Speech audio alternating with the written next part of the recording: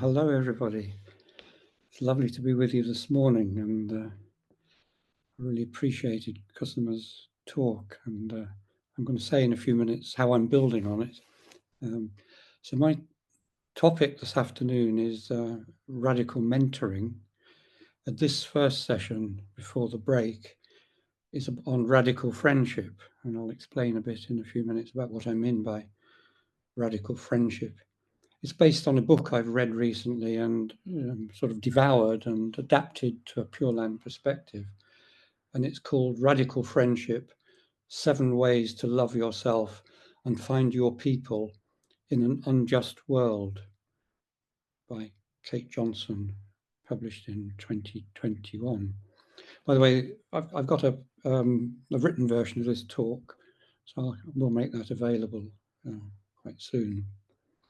So the second session after the break this afternoon, which Sastama and I are running, I'll apply what I'm talking about on radical friendship to radical mentoring. And there'll be a few bits that I talk about in this session that do also link to mentoring. Actually, what you said, Customer, in your talk this morning, I thought actually one way of framing my talk is we're all chaplains to each other. And that's quite meaningful to me in terms of the things I'm going to say about finding the common humanity, and that we're all bamboo, we're all foolish beings, which actually I think is our saving grace, really. It's so important.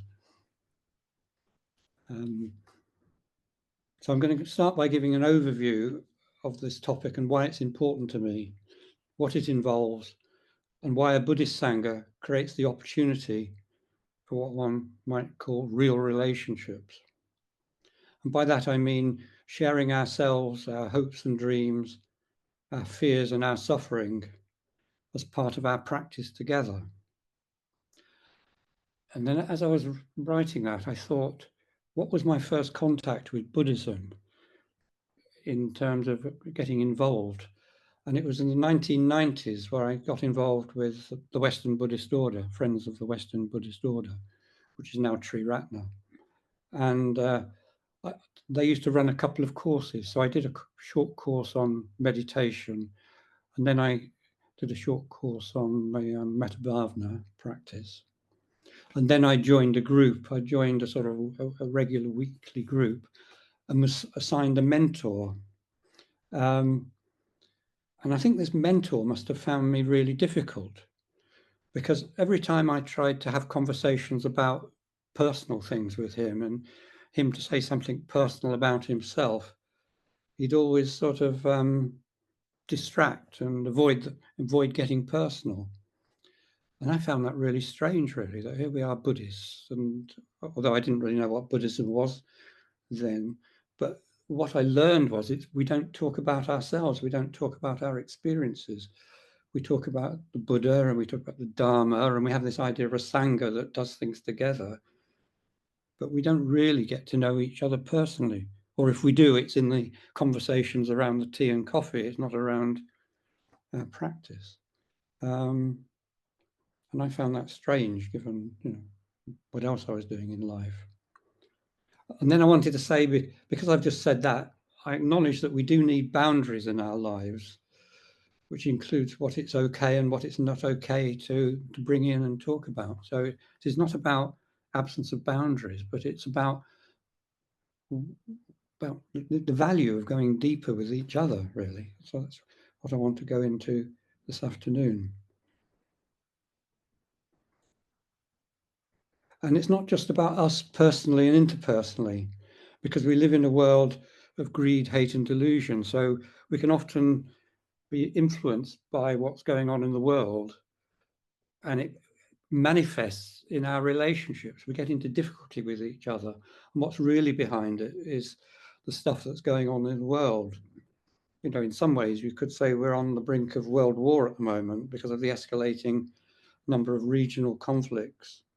And then there's the irreversible damage to the ecosphere that's making the planet in places uninhabitable for humans and other creatures, and that's creating more refugees and more reactions to that. So I think the world is in a pretty awful state. And it's not the first time this has happened, of course, but it makes me more aware of that the world is based on domination, vulnerability, and suffering.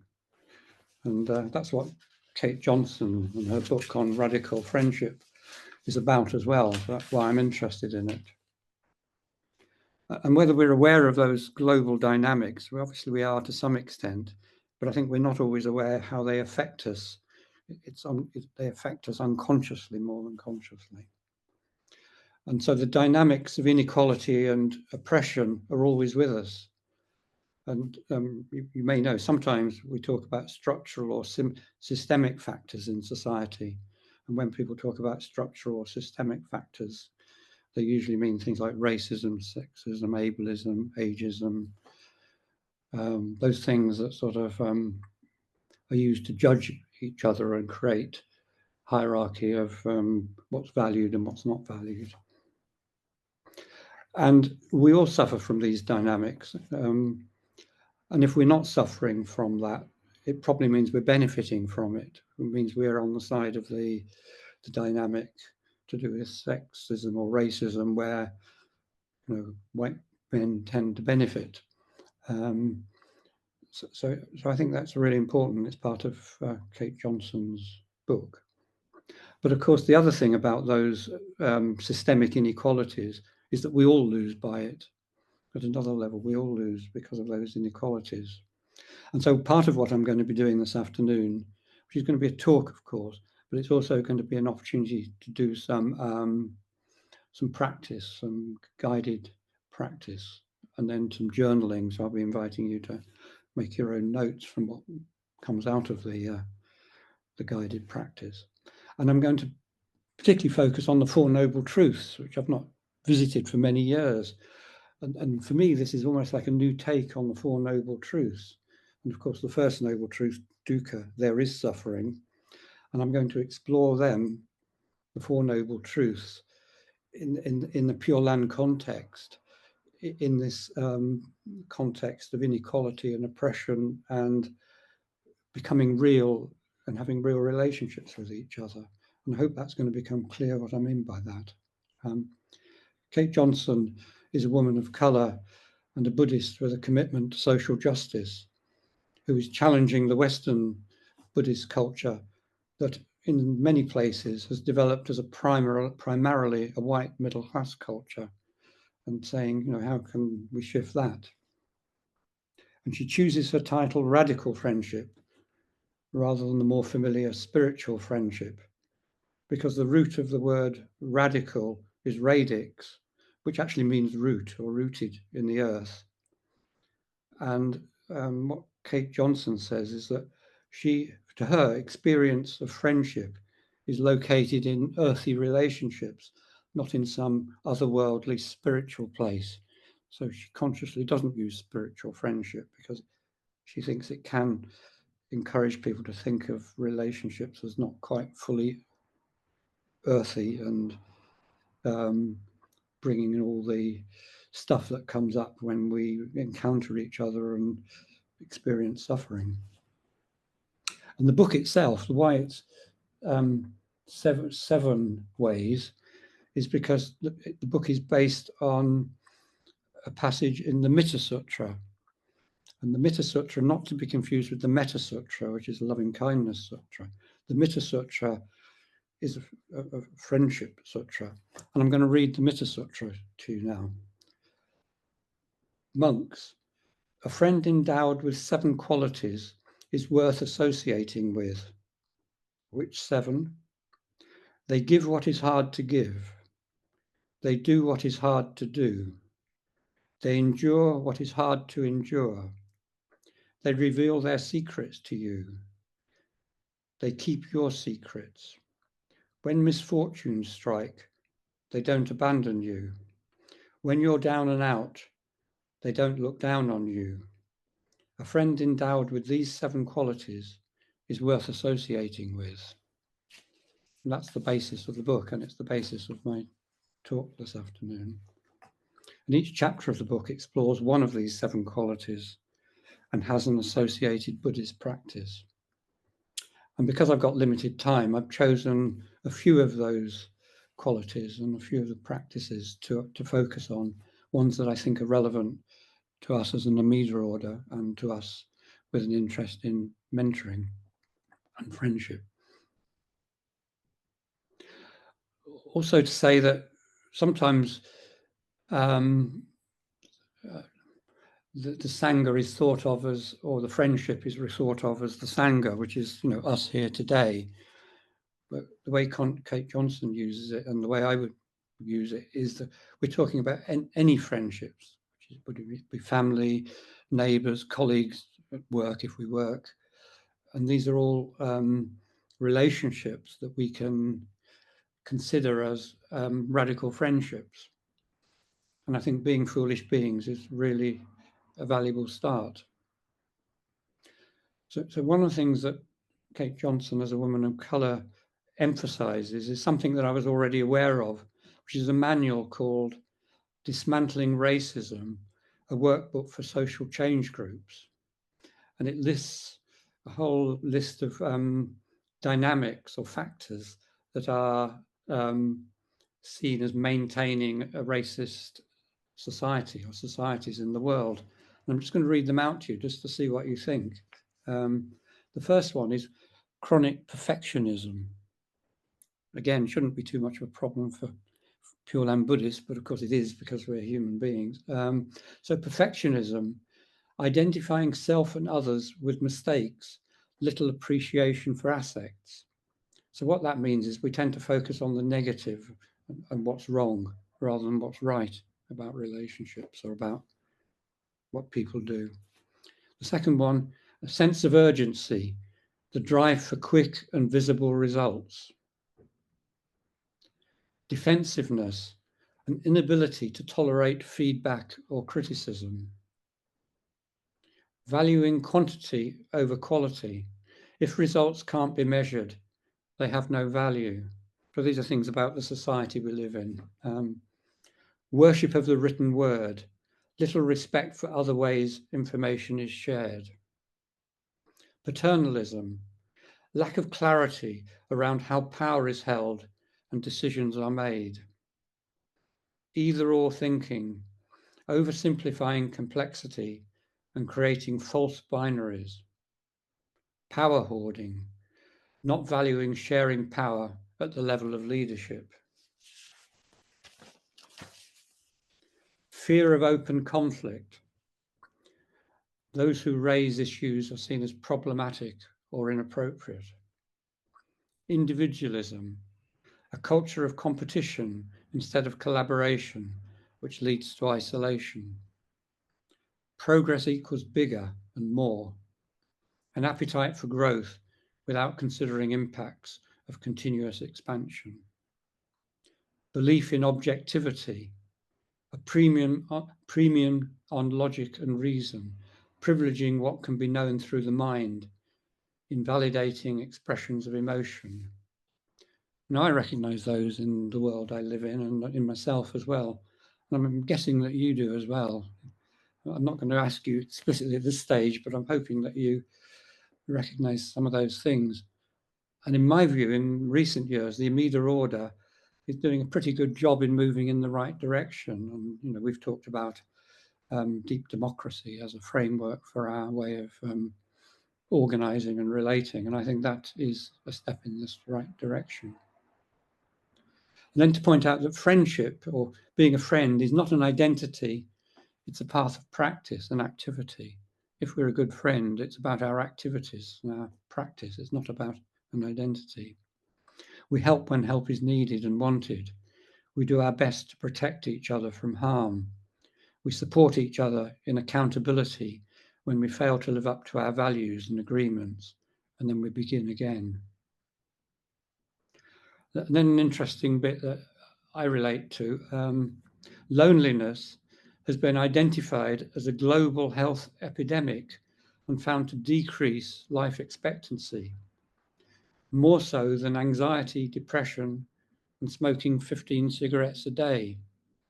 Loneliness increases the body's inflammatory response and decreases the immune system's ability to fight infection. absence of meaningful connections with other human beings is literally making us sick. So that obviously applies to, in our Sangha, it's an opportunity for those meaningful connections. And it's obviously a key part of Kusama's work as a chaplain in hospices and hospitals. People can be lonely and maybe they've had a life of loneliness, and you're offering them towards the end of their life something that is perhaps completely different quality. And that's impressive and important. So I want to explore about what it might mean to be in safe relationships, but with these 7 qualities.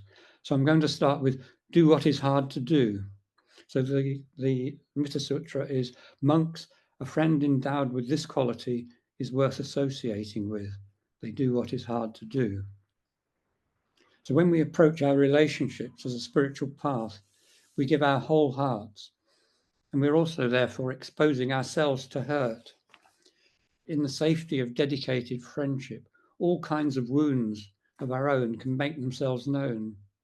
And sometimes that can be brought on by the slightest provocation. Somebody says something and it triggers something in somebody. Question is then what we do with that. In more superficial relationships, this could be the end of the relationship. Somebody leaves it, they're too hurt, and that's not noticed, and there's no framework for working with it. In a radical friendship, it's just the beginning when something like that happens. And the Buddha proposed that the spiritual friend is someone willing to do what is hard to do. So we may experience joy and fun, but we also experience heartbreak. Sorry. Okay. Okay.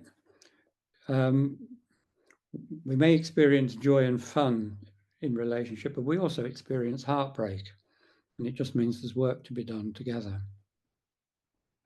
Wise effort is finding the just right amount of energy to attend to our hearts when they hurt, and to assess the root cause of that hurt. And I'm going to come on to assessing the root cause of that hurt.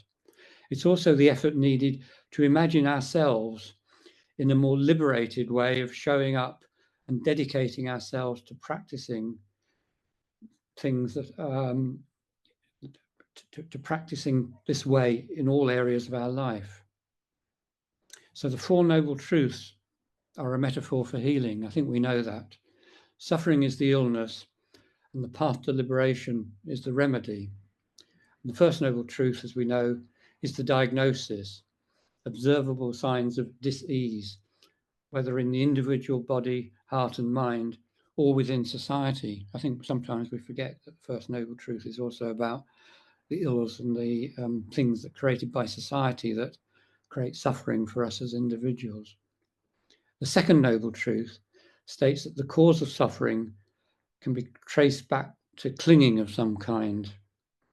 And then the third and fourth Noble Truths offer a solution, assuring us that healing is possible and prescribing a path that brings us back to health. That's one way of framing the 4 Noble Truths. And thus the 4 Noble Truths are universal features of every human experience. And I haven't got time to go into exploring each in depth, but I think you're already familiar, or you can read about it, or Kate Johnson's book is also an insightful guide for the 4 Noble Truths. So what I'm going to do is pick out particular examples that I think are relevant from a Pure Land perspective. So the first Noble Truth, dukkha, suffering. This truth names aspects of the experience of being alive, from mild discomfort to profound grief. This noble truth calls us to recognize the poignant bittersweetness of struggling alone, and actually the fact that we're never alone, because as Pure Land Buddhists, we know that Amida Buddha is always with us if we actually remember that. So this noble truth actually is the end of denying the way things are. It's actually going into the suffering, acknowledging the way things are. So when we feel an ouch of some kind, we can bring our curious explorer minds to that experience. The first noble truth is an invitation to go into the suffering, as Kusama did with us this morning. So if, for example, loneliness is a particular example of dukkha, of suffering, and it's an experience that I've certainly grappled with, particularly since the death of my life partner Sundari 3.5 years ago now, and I've talked and written about that. But taking loneliness as an example, the First Noble Truth just asks us to notice it and name it, loneliness. So if I was working with someone, it would be put my hand on my heart, take a deep breath, breathe in loneliness, and just let it resonate there for a few moments, to feel that loneliness in my body, in my heart, to really notice what's there as a bodily experience, loneliness. Another example is just disappointment, the sadness that we feel when we're expecting something better. The problem isn't expectations, they're not the enemy. We should expect to be treated with love, care, and be respected by friends. It's good to have standards. What happens with disappointment is that we take other people's behavior as some measure of our personal worth. If they didn't show up for us, it must be something to do with us. We take it personally if somebody's not there for us, and then we judge ourselves. And if disappointment persists, we need to give it the attention it really needs. So imagine the time when we experience disappointment. So if I think of disappointment for myself, many times I've been disappointed. This time I would put my hand softly on my belly and breathe in disappointment. How do I experience disappointment? Where in my body is disappointment? And really feel it. We could all be doing this as a practice, but I'm not actually guiding it yet. But just imagining that we feel, experience disappointment in our body. And by connecting us with suffering in this way, for example, with loneliness or disappointment, that makes us ready for the second noble truth. The second noble truth, tanka, the cause of suffering, clinging.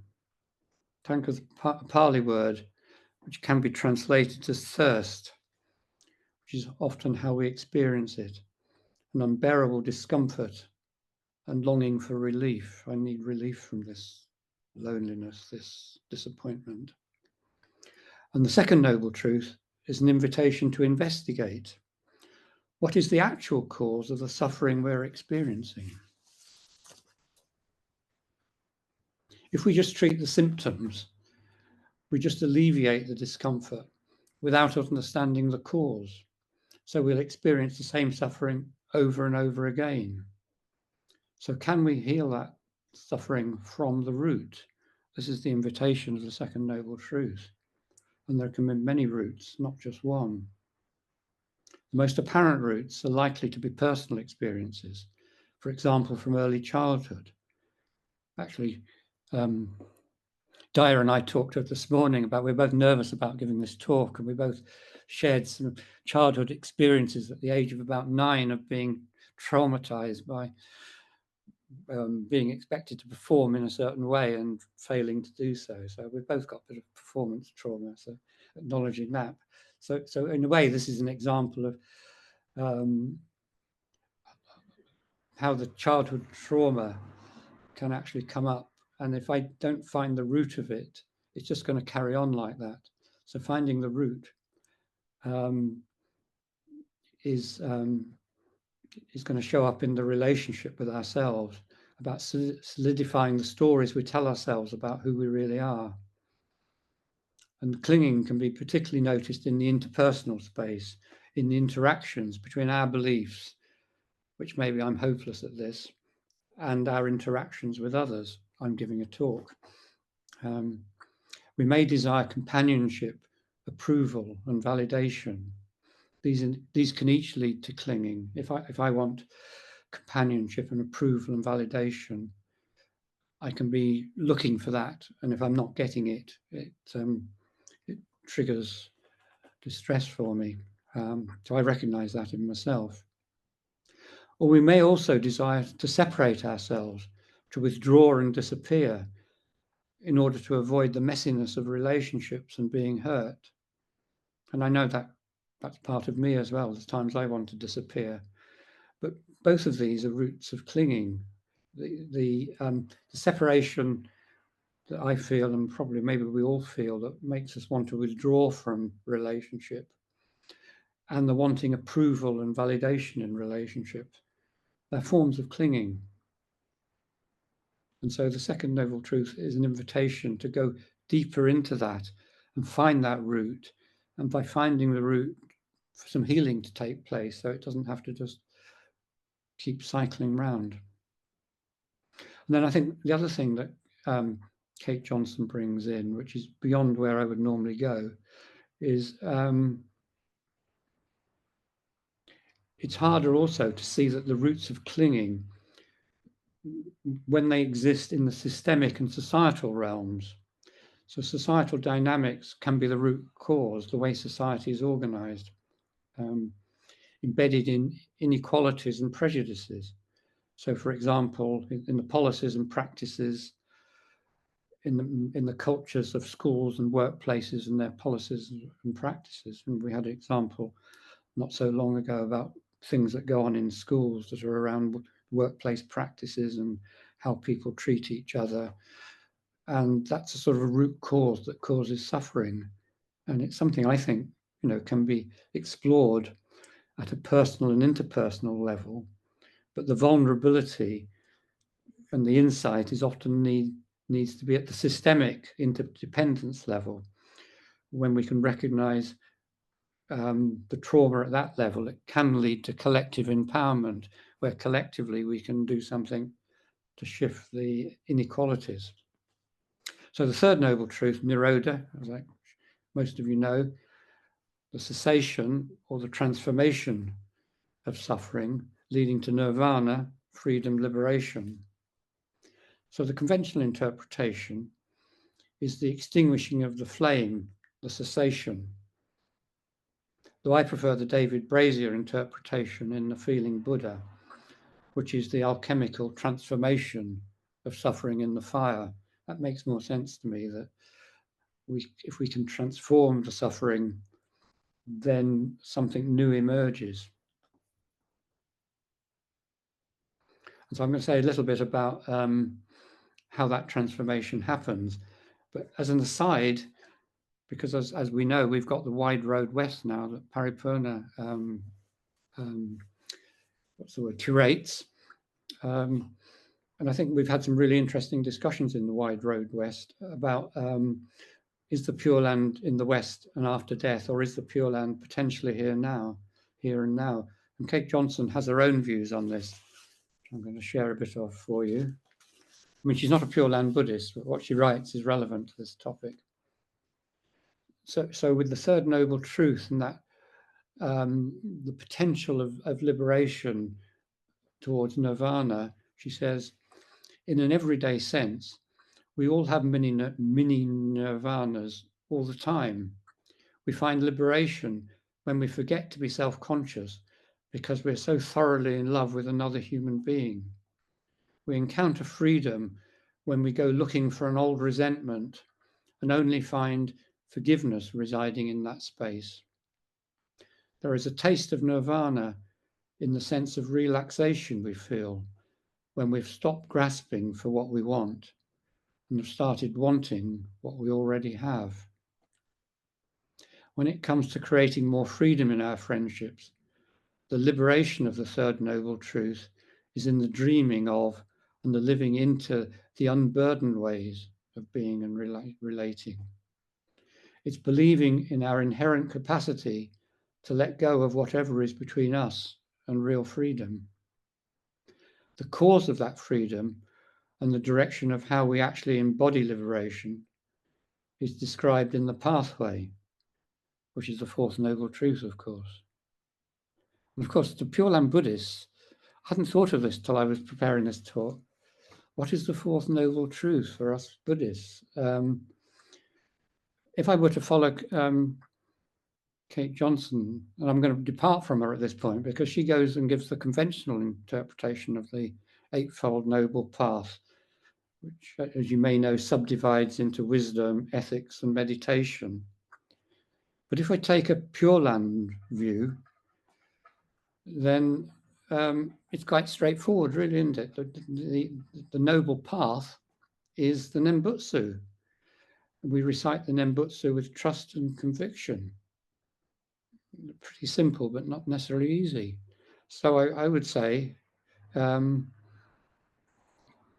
path, the fourth noble truth, the Magga, is the Nembutsu. And the reason I'm saying this partly is inspired by Janice's contribution at our recent AGM, you know, as a living example of someone who lives in the Pure Land through the Nembutsu, I would say. I felt really vividly like that when we talked with her. So as Pure Land Buddhist, that's my simple interpretation of the Fourth Noble Truth. And anyway, I'm introducing enough textual ideas. I'm not going to introduce any more. So I'm now going to guide a short practice based on the Four Noble Truths. So if you've got pen and paper, this can be a journaling exercise where you keep some notes. It could also be done as a guided contemplation or a sort of a mindful speaking, listening exercise in pairs that one might use in a mentoring session, but I'm going to offer it as a guided practice where you can journal and make your own notes. So the first part is the first noble truth, dukkha, suffering. And my invitation is for each of us to bring to mind one of your relationships and remember a time when you experienced suffering, as in stress or unsatisfactoriness, upset, or something else disturbing. Doesn't need to be big, but just something that happened in a friendship that was unsatisfactory, that brought up some sort of suffering. And what was the nature of the dukkha that arose? What did it feel like in your body, in your mind and heart? Without trying to fix it for a moment, can you bring compassion to this experience right now? Maybe noticing that Kuan Yin is with you to help. So feeling it in your body. It can actually help, as we did earlier and as Kusama did, to put a hand on your heart and a hand on your belly as a way of supporting you to feel in your body that suffering. Just sensing it for a few moments.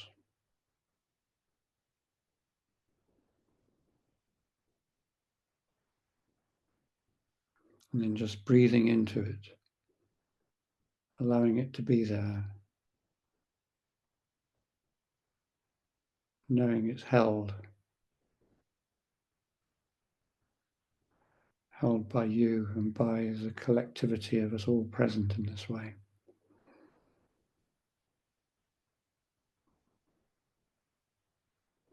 And then, if it feels right to you, just make a brief note of what's come up. So the second noble truth, clinging, tanka. What and where is the clinging that led to this suffering? Are you holding any personal views, beliefs, or opinions that contributed to your experience? So this is about your personal views, beliefs, opinions.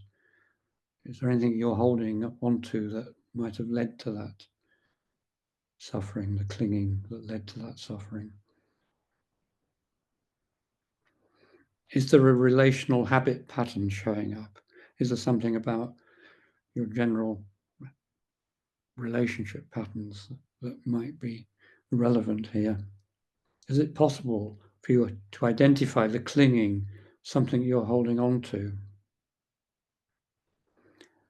And as a small step beyond that, to feel responsible for your part without self-judgment or shame.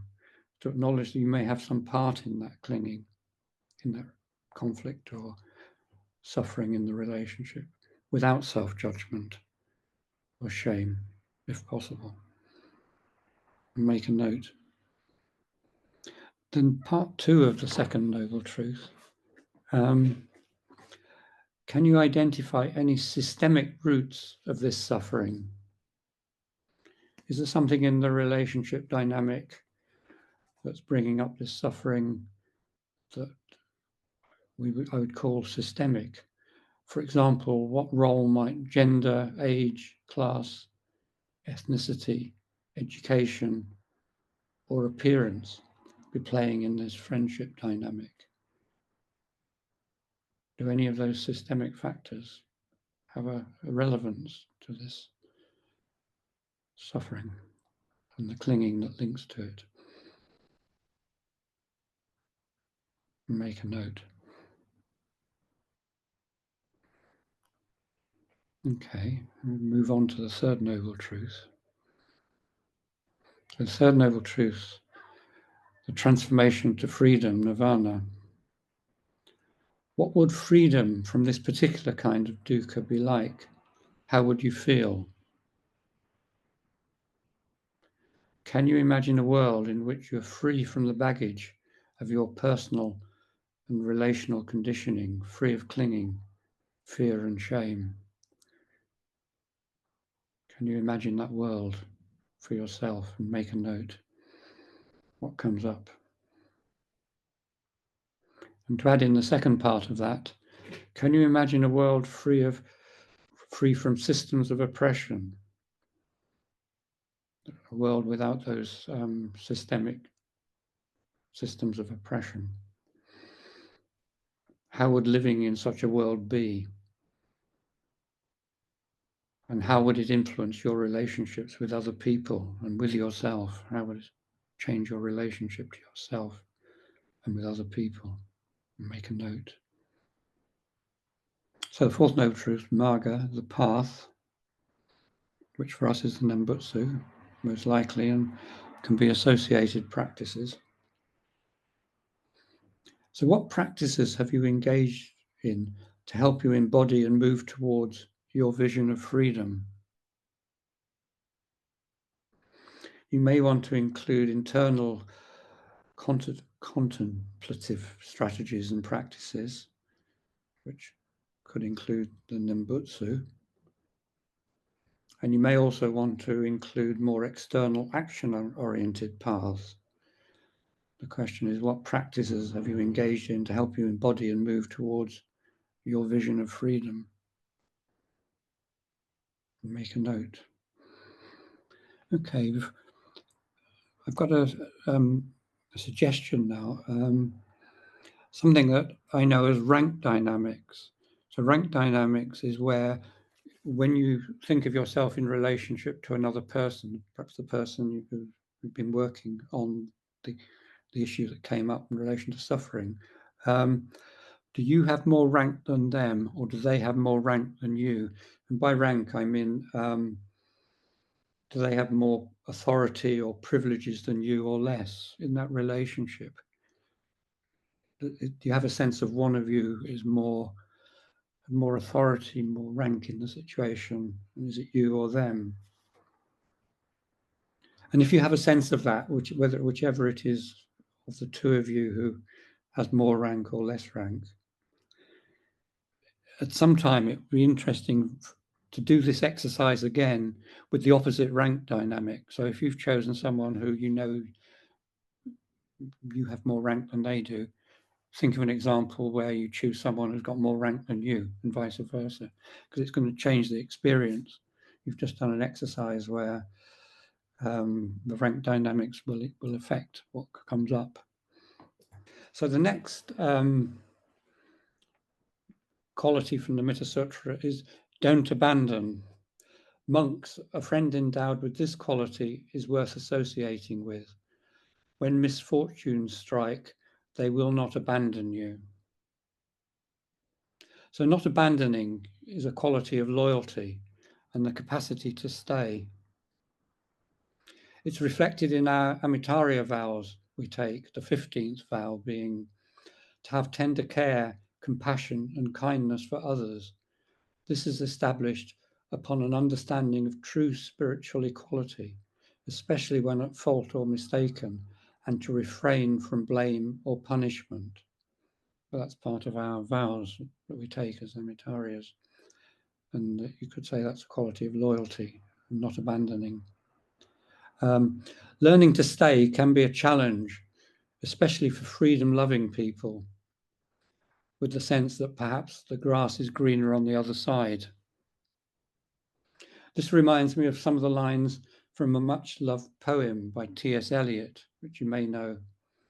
We shall not cease from exploration, and the end of all our exploring will be to arrive where we started and to know the place for the first time. That's from the Four Quartets, Little Gidding. So true loyalty has a freedom in it. If we know we can go when we need to, it can give us the confidence to stay in friendships, in a community. So there's a paradox there that if we know we can go, often that gives us the safety to stay. And when we feel trapped, we get more torn. So true loyalty needs to have the freedom to go or to stay.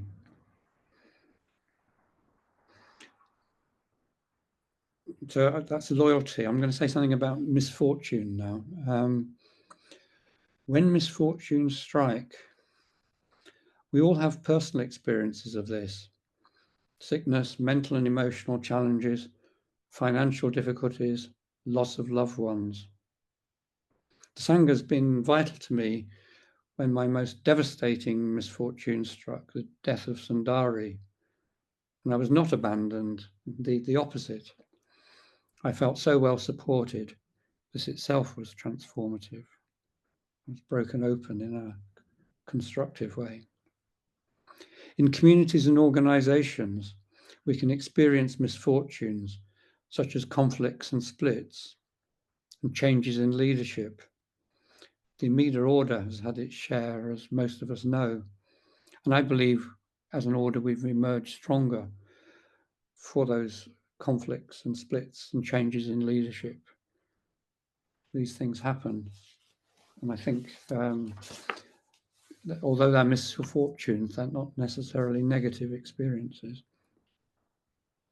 Because we've stood together, we've embraced the suffering, and we've found new direction, which is perhaps an example of creative loyalty in action.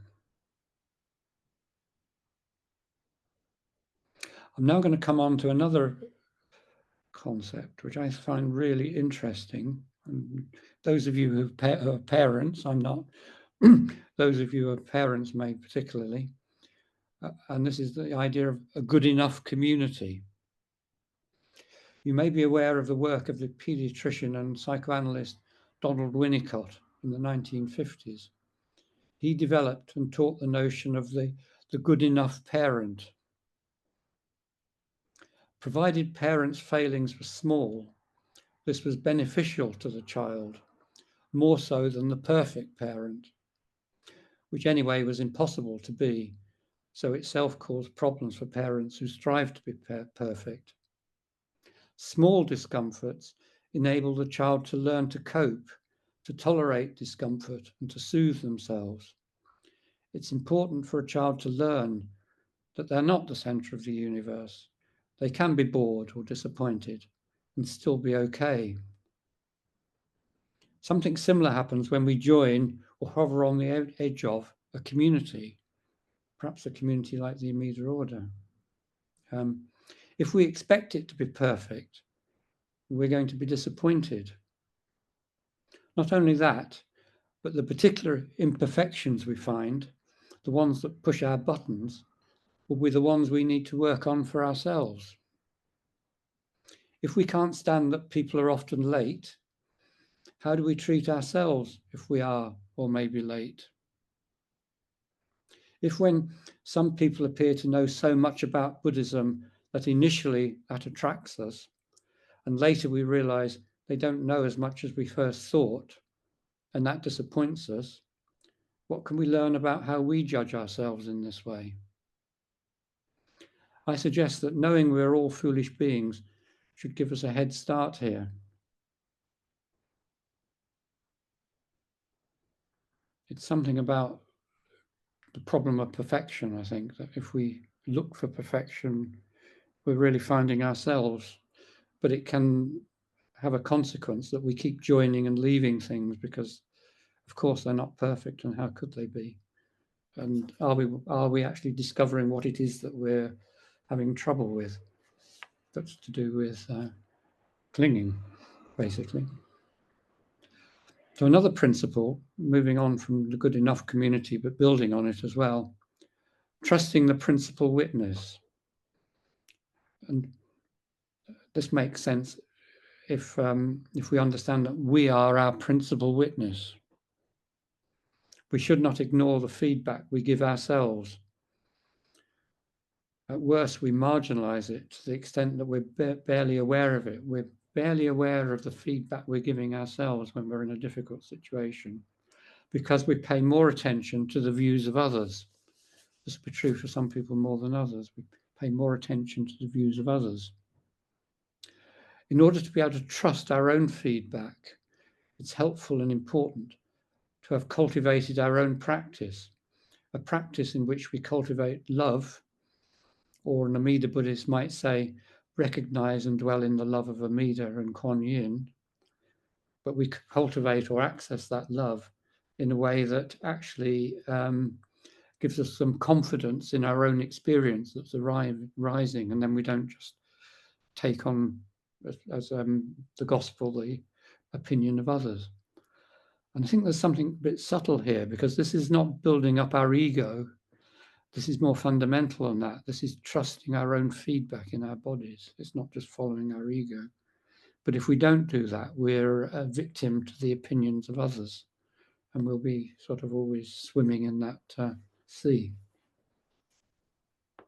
And from this place, if we listen to ourselves and others, being radical friends, trusting our sense of things. So we can be radical friends when we can both listen to and trust ourselves and listen to and trust others. And Kate Johnson recommends the practice of naming as part of our relationship with radical friends. Saying out loud what you're observing in yourself and the relationship.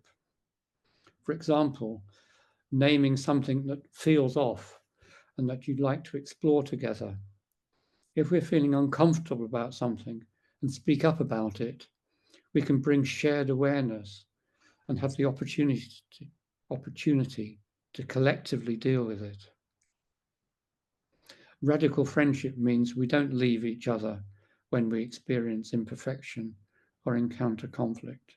We work with it as an opportunity to enhance and develop the Sangha, but also deal with our own clinging, as in the second noble truth. So I'm going to check how we're doing for time. Okay, we're doing okay for time. I'm planning to go on to another practice now, which is Tonglen. Shall I go straight onto that, or do you want another short break? Go on. Okay. So Tonglen, as you may know, is a meditation practice that comes from the Tibetan tradition of Buddhism. Tonglen means sending and taking. In Tonglen practice, we take hold of any obstruction or suffering that exists in us or anywhere around us. We take it into our own heart and we transform that suffering, and we send out clarity, spaciousness, and ease. That's the basis of Tonglen as I understand it. It's a training that can help us transform our fear of misfortune by staying with it long enough to transform it. I'm just going to have a drink of my tea. I was getting a dry mouth, and I was ignoring the fact I was getting a dry mouth, so I just allowed myself to notice I was getting a dry mouth. I was prioritizing having to keep talking, which is foolish, really. Yeah, so my experience of Tonglen so far was, I think I'd read about it and I'd sampled it a bit, but I didn't know much. And then when Sundari was ill and in considerable pain, I practiced Tonglen with her. And I adopted the form of Tonglen taught by Pema Chodron, who you may know. You can look it up. She's got a book, Welcoming the Unwelcome, Wholehearted Living in a Broken-Hearted World. So that's what I found helpful. The basic practice involves breathing in suffering on the in-breath, transforming it in our heart, and breathing out loving kindness. And I remember when I thought, oh, can I do this? Can I practice this with Sundari? My first reaction, I remember, was fear that if I was breathing in Sundari's suffering, it would intensify the experience for me to the point where it would be overwhelming. That was my fear. But it turned out not to be the case. Indeed, the focused attention to breathing in suffering and then the equally focused attention to breathing out loving kindness was settling. I found settling. And over weeks and months, I held Sundari in this way, usually without explicitly saying what I was doing, though I think she knew. And I believe it was beneficial for her sometimes, particularly so. And it was certainly beneficial for me. It enabled me to be calmer and to feel a loving connection, to stay connected at a time that was difficult. So I'm now going to suggest and guide a Tonglen practice, which you can either observe or join in. I think it's up to you. So I'm offering an invitation to go have a go at practicing Tonglen. I'll choose something not too challenging, perhaps, but don't feel under any pressure. Observing is the right thing for you, perhaps. Start by choosing something current in your life that is in some sense an obstruction, is causing some suffering. As I've said, it need not be a big one. So settle yourself. Bring attention to your breathing.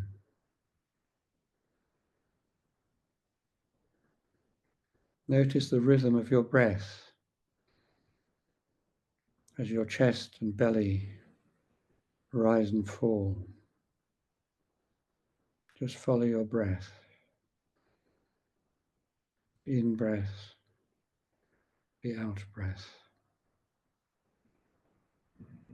Just follow your breath.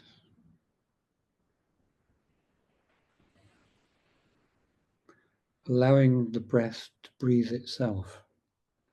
Just allow the breath to be. The in breath and the out breath. And have a sense of your heart resting in the company of your breath. The heart that is touched by compassion. The compassion of Kuan Yin, your companion right now. Bring to mind something that is concerning you, a sense of suffering that you feel or that you know is around you.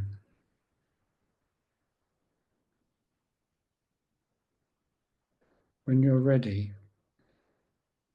on an in-breath, imagine absorbing that suffering.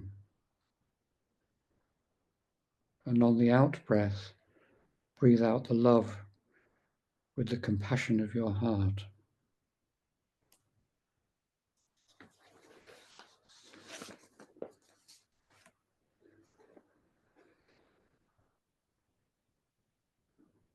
Breathing in the suffering on your in-breath. And in the compassion of your heart, breathing out loving kindness.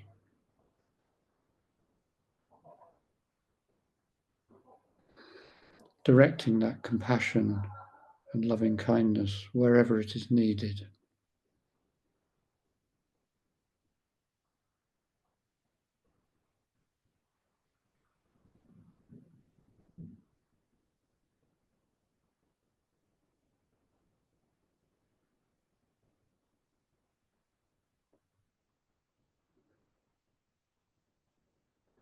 Remember that Kuan Yin holds your heart.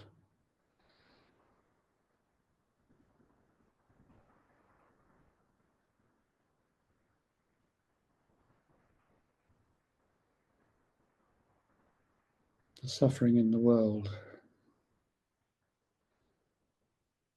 the transformative power of loving kindness.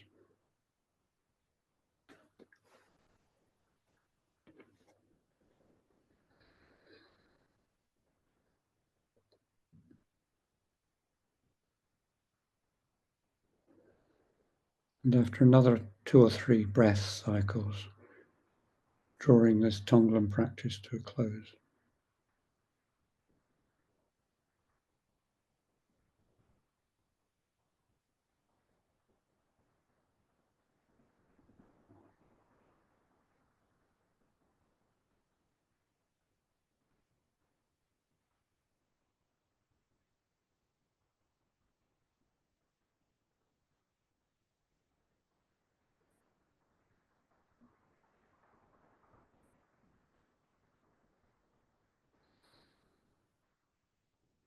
And as we bring this practice to a close, thank your heart for its contribution.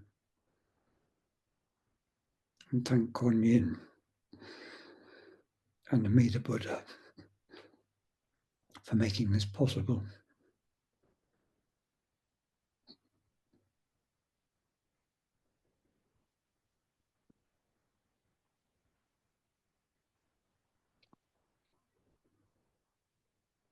And finally, imagine that through your efforts and the efforts of your Sangha friends, ones you know and ones yet to be known, and with the support of Amida Buddha, there may be a glimpse of freedom from suffering, and perhaps a glimpse of the Pure Land.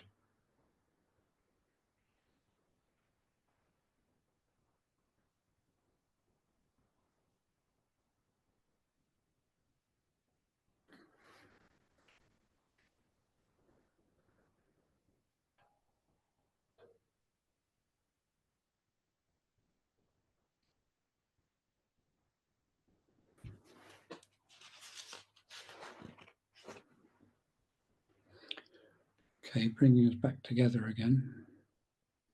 I've got one final practice, which is a writing exercise, and then I think we'll have a bit of time for conversation. So this writing practice is called Writing the Community Ideal. It's in Kate Johnson's book. And I see it as an exercise for the Amida community. I'm going to offer some reflective questions and invite you to make some notes if you wish. Take a few moments to envision and feel your good enough Amida community. Get a sense of the feel, the vision and the feel of a good enough Amida community and your experience of being part of it. How does it feel in your body when you imagine being part of this community? And if you wish, make a note of it. What kind of emotions or moods do you notice in your heart or mind? And make a note of it. What parts of yourself are being seen and perhaps celebrated? And make a note of it. What are you learning? And make a note of it. And one more question. How are you contributing to the well-being of all? And spend a few moments making any notes that may be helpful.